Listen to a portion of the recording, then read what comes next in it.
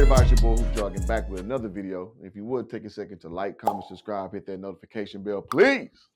All right, let's get it. All right, y'all, I got a wild scenario for you. Bear with your boy. So you're the Cincinnati Bengals. You got Joe Burrow. You're, end-all, be-all quarterback.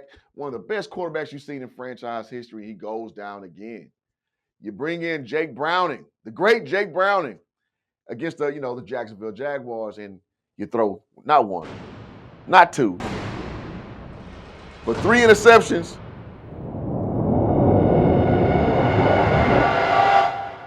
But you still win the ball game. But then you find out Joe Burrow is out for practically the rest of the season. What do? Do you A, ride it out with Browning and see what he has to offer because he's been in the system for 3 years? Or do you make a splash move? Do you go get a quarterback that's waiting in state that's ready to go, which is one Shedeur Sanders? Let's break this all down. All right, before we go any further, I want to shout out the channel members. Y'all keep the channel going. You guys are the light of my eyes. And so without further ado, let's go ahead and talk about Dexter Williams. Thank you, sir, for being a part of the channel. Miss Ceci Gomez, SKC, and the Quiet Storm. Thank y'all so much for being a part of the channel. So much appreciation to all the members, and I need you to be a part of the army. I need you part of the Hoop Jogging gang. So it's real easy. Hit the join button, pick your tier level, and you can be a part of the membership crew too. Looking forward to seeing you. So as we know, Joe Burrow has always had injury issues, even though he's a very, very stellar quarterback. And his chemistry with Jamar Chase is, chef kiss. The problem is, do you really know what he's going to give you? And now when you bring in Jake Browning, is he ready to handle the load? Because we've seen this already. We're partying like it's 2023. Because as we know, Joe Burrow went down, and Jake Browning's played 9 games as a starting QB and led the team to a not so great 9-8 record, which was dead last in the division. Now, listen, one thing we don't want to do is get too far afield in any way. Yes, Jake Browning did win the game for the Bengals, but it's against the Jacksonville Jaguars. We're talking about the worst team in football beside one, right? We're talking about the number 2 draftee team in the NFL. They win the ball game, 31-27, but what did you really do, though? He throws 3 interceptions. And so are we going to be these people that say, well, a win's a win is a win? Or are we going to say that, hey, you got an all-world wide receiver out there with Jamar Chase. Do you want to give him the best case scenario for him to thrive? And y'all talk to me, Ohioans. Do you think Jake Brown is the best guy to do the job? Y'all let me know. All right, so here's where things get a little dicey. As I just said, do you want to stand pat with a guy who you tried this with already and you end up dead last in the division? Or do you want to shake things up a little bit? Because last time that I checked, shout out to Nipsey Hussle, you got a quarterback over there waiting in the wings who through 2 weeks of NFL performance has not gotten a snap, right? He's a 5th-round draft pick, which some people say a first-round talent, but he's just sitting there gestating. He's sitting there just chilling on the side. You got Jamar Chase, like I said, who's ready to go right now. I'm sorry. I just don't think Jake Brown's the guy to get Jamar Chase going right now. But I do know a kid, again, sitting over there across state who's ready to go, who doesn't mind taking big chunk plays, who does not mind getting the ball to playmakers, and that's one Shedeur Sanders. So if I'm the Cincinnati Bengals brass, I'm going to step back for a second and say, hey, can we get, can we talk for a minute? Shout out to Tevin Campbell. Can we talk? Because I'm willing to bet that the Browns will let him go for something even probably less than a 5th because they're not using him. Just saying. And when you got T. Higgins on one side, you got Jamar Chase on one side, listen, you got endless opportunities. And as we know, with Cleveland, we saw some really good things of him, but he will go through his progressions. He's going to look through 1, 2, 3, 4 reads and go upfield. Last time I checked, he didn't have a Jamar Chase and a T. Higgins to throw the ball to. With Cincinnati, that's a whole nother scenario. And listen, if conventional wisdom strikes in, this is the perfect scenario because you have a guy with a lot of imagination, with a lot of gumption to throw the ball upfield, or just a guy. We call them Jags.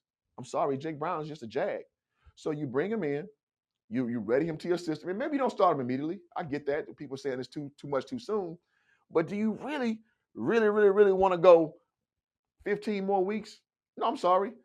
16 more weeks with Jake Browning being your starting quarterback? The answer is hell no. Nah. So yeah, I said it. Can I get a hell no in the chat, man? Guys, I know what you're saying, man. Hoop jogging, you tripping. That's a big reach. Is it really though? Is it really? Because if you know, with my little Twitter fingers, I saw today that one and only Dez Bryant said the exact same scenario. And listen, man, I ain't played no NFL minutes. You probably ain't played no NFL minutes, but I know Dez Bryant has. So if Dez Bryant is saying, I get it. Dez Bryant says a lot of things, but one thing he does know is quarterback play, him being one of the best receivers that's ever done it in his era. So for him to introduce the same thing, citing about, the same things that I'm asserting, it's really not that far-fetched. So listen, man, if Dez is co-signing it, I'm just saying, it may not be too bad of an idea. So now we're going to talk about the risk versus reward, because again, let's keep the conversation level-headed. Yes, the reward of Shedeur Sanders coming in and having this great rookie campaign, would you want that over Jake Browning? Absolutely. Do you have to give up a few assets? Yes, we talked about that in a few segments up. Now, I know what someone could be saying from home is, okay, what if Shedeur does do a really good job and Joe Burrow comes back next year? Now you have yourself a quarterback controversy.